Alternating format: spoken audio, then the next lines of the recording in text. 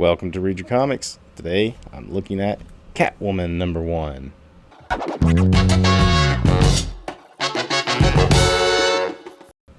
Alright, this is another one of my 1993 top-selling comics series of videos. It's also a follow-up to the Knightfall videos that I just wrapped up last week. So if you haven't checked those out, be sure to go look at those. Catwoman was the number 163rd top-selling book of the year. Not bad for a Catwoman solo series. This was kind of a reinvention, I guess, of the character at the time. This is like a new costume for her. And the 90s was also just kind of a time that like a lot of villains were starting to get their own books, particularly at Marvel, but DC had to get on that train too. I don't really know when this costume necessarily debuted. It definitely showed up in the Knightfall run, but I don't know if it was like in any Batman or showcase issues or whatever leading up to the launch of this title. Pretty cool embossed cover. It also has kind of like a matte finish back here in the back. It's pretty neat cover. All right, Jm Balent is the artist on this, and he would get kind of a reputation as being like a bad girl artist, but he's really just like a solid artist, I feel like. So jumping right in, and we see Catwoman, perfect pose here, jumping into like a museum, because there's like a Neanderthal guy here, but it's definitely indoors. It's Catwoman. The story is called Lifelines. Chapter 1, Rough Diamonds.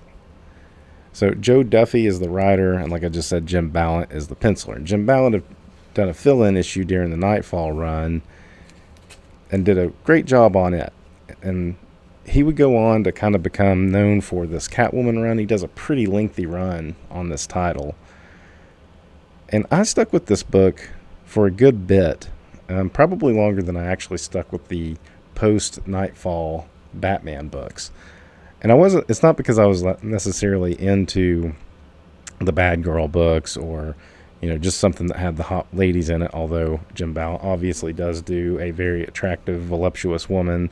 But I do like the art in it, and the writing was pretty good too. It definitely kept you involved in what was going on. So Catwoman's jumping into this museum. She's here to steal some jewels or something, and a silent alarm has been tripped, and she's kind of wondering how. But along the way, she's also going to take out some security guards. You do get the cheekiness here of he's like, I've got you covered. Covered in what? Stop that. Put your hands up. You mean like this? And then, pulls out the whip and hits him and takes him out. And she wonders what triggered the silent alarm. There's, a little mouse that actually triggered the alarm. So some irony in the Catwoman being tripped up by the mouse. Of course, she gets away and gets outside. And there she meets up with this dude who's kind of like her, I don't know what like an assistant in a way, but he's kind of on his own. And then we see Bird. And Bird is one of Bane's assistants from the Knightfall storyline. And in an issue of Knightfall, Bane had kind of made an arrangement with Catwoman to work for him, more or less. And in that moment, she's like, I don't work for you, I work with you, as she exited the place they were discussing. But in this, she definitely talks more like she's kind of being forced to work for him. So she has to hand over the jewels, that whatever she gets, she just hands it over to Bane, or his lackeys in this case, and then they give her a cut of whatever it is. And this guy here, there's going to be several jokes about him smoking along the way. They make regular jokes, and then they go back to Selina's apartment, and she starts to say Selina, and he says, sell what? And she's like, did you sell the jewels? And then she kind of a way to say how this arrangement is set up. She's like, no, it's easy now. I just give it to Bane and he gives me my cut. And she picks this I guess, rich couple on the cover of this magazine to be the next target. I want to look at Selena. Selena does the old like fedora and trench coat look right here, except it's not a fedora necessarily, but she kind of does the same thing. The old trope of, oh, just go ahead and put the jacket and hat on. Nobody will recognize you walking down the street, even though you just got out of the museum at night and you're the only people walking around. So they make another joke about him smoking and tell him to get lost and go ask Bane if it's okay if we hit up these folks. Then you start finding out like the relationship of Selena and this girl. It's not clear. It's like, are they a couple? Are they friends? Is it like a mentoring situation going on here? It's not really clear, but there's a lot of like, sensual stuff. Like she goes to change clothes and she obviously is, I guess she's nude here, but they don't put any nipples in the light there. So that could be, but she's taking off her clothes. But anyway, a lot of that kind of stuff is going on in this book. I mean, it is a Catwoman book after all. She puts on, I guess, like a nightgown. And we have some recap here of like how Catwoman came to know this girl. She was getting off a bus in Gotham, and she said she felt like Gotham would be a nice town protected by Batman. And as soon as she got off the bus, she was being accosted by some, dude with a beard. And Catwoman just happened to be passing by and saved her. Took her in. She's like, I always had an affinity for strays. And then we find out Catwoman also is keeping some jewels and putting it on the cat. One of her cats. Cut to Bane. And Bane wants to find out who Selena is. Oh, and that was something mentioned over there too, is that in this, I think it's right there, she mentioned like, or maybe it was over here. Anyway, she mentions that, she had her real name, like erased from all like CIA documents and FBI wanted lists and everything. So her real name does not exist. Bane wants to know her real name, and he's got these lackeys there trying to figure it out. And they're like, we keep running across different names. We never find the same name twice, and every name we find is in the morgue. And he kind of says, like, it's not really a big deal because she's Catwoman. She's like, much like Batman is Batman. Being Bruce Wayne had nothing to do with it.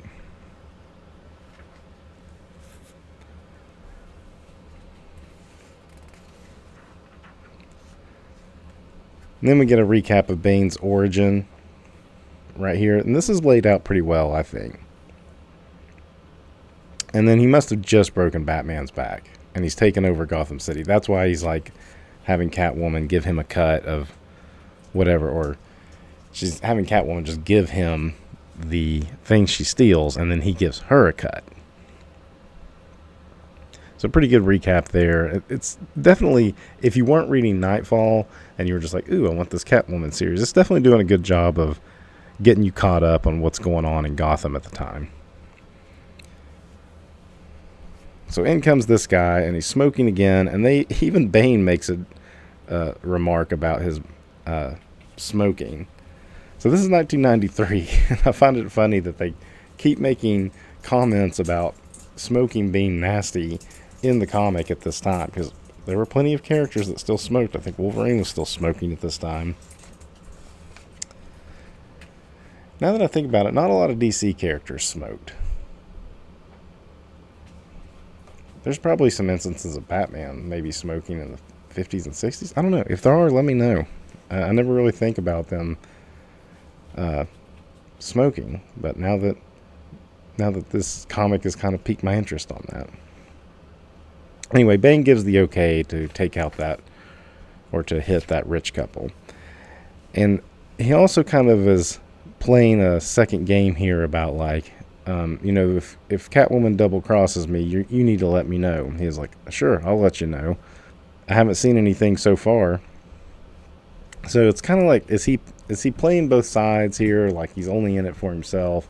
It really seems like he is. He's around with Catwoman for many issues after this. Oh, there's also some like hitman out looking for Bane, which is this cat, I guess. And he meets up with somebody at a bar. Now, he has this Black Widow spider. I don't know who he is. But, they put an emphasis on that Black Widow tattoo on the side of his face. So he must be somebody that maybe is carrying over from a different storyline that I'm unaware of. Anyway, he basically says, like, Bane is in love with Catwoman, and if you attack Catwoman, Bane will come out to avenge her. Which I found odd anyway, because, like, while he's kind of, like, interested in her, they haven't really shown any connection of, like, that he's, like, in love with her, that he wants her to, like, be his wife or his partner, his female partner or anything. He just wants to control everything. So I don't know if this guy maybe is even working for Bane and is just trying to set something up, because Bane does mention here, and I see now how one of my concerns may be applied to address the other.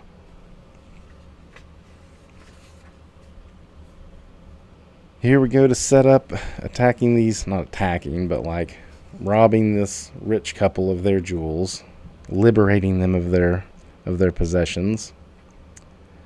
You got the guy smoking in the alleyway, and look, here comes that assassin guy again. That's a great shot right there. He's lighting his cigarette, and then all of a sudden the gun is next to his head. Cop walks by him, no problem.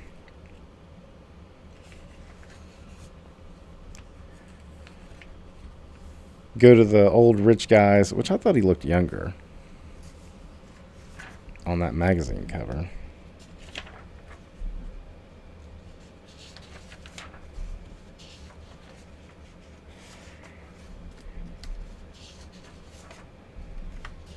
I like that shot too. I should have mentioned that.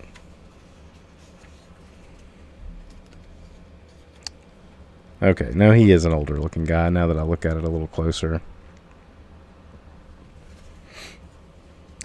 So he's an older rich billionaire, I suppose, and he's got all these jewels for his young wife, Tiffany. And they're in a dark room, and she comes out, and she's being a little coy about keeping the lights off and stuff. And she wants to just try on some of the jewels and then go get perfectly ready. She doesn't want him to fully see her until she's like 100% ready to go out. So he snaps some jewels on her, and she's like, I'll hurry, I'll be right back. And then the lights come on, and there's his wife, fully dressed, no jewels on. And he's like, Tiffany? Who are you talking to? And the jewels are gone, and you see Catwoman coming out the window. That's a good shot, too. Nice. A lot of storytelling going on in this one shot. Gotta have a full moon, because it's always a full moon in a comic book. And just this one building with the one window open, and to make sure you know it's open, there's some drapery flapping out. She explains like how she was able to pull that off, and they're like even her own husband didn't like recognize it wasn't her, and she was like, we're the same size, that's why I picked them as a target, although their voices would be different, whatever. So she hands over the jewels as per her usual. Is that the same cat with the same collar on? And he's looking at the cat with the collar. I guess that's him being tipped off to maybe there is some like impropriety going on, but he's got like kind of a sullen look on his face. So he's going to pack it up and take it out, take the jewels out to take to Bane. And as he walks by, there's that guy that, had the gun pointed at him. So he knows what's about to happen. That guy pulls out a rocket launcher. The cats get spooked. Boom! Blows up her apartment, and we're left on a cliffhanger at that point. And I'll admit, I don't remember how the story goes. Like I said, I did read this for at least a year after around this time, but I've long since don't have those comics anymore. But I may actually pick up the next few issues of this. I run across them in dollar bins a lot, so if I can get like 2 through 4, I might check it out again, because it left me intrigued enough to see what happens going forward. Overall, this was a solid title from DC at the time. Like I said, Jm Balent is like a really solid artist, even though he's known for Bad Girl stuff, mostly from this, and I think he did go on to do some more like risque kind of, I guess you'd call it underground, but if such a thing exists in today's comic world, nothing's really underground. You can order anything you want, but he just does some good like panel layouts. He's very clear in his storytelling. It's crisp and clean. It kind of reminds me of like John Byrne when he's inked by Terry Austin. In some, not necessarily exactly how it looks, but like just the cleanness of it, or Alan Davis or something like that nature.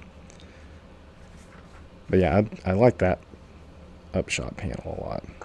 It's just distracting because this is right next to it. Anyway, so that's Catwoman #1 from 1993. Until next time, read your comics.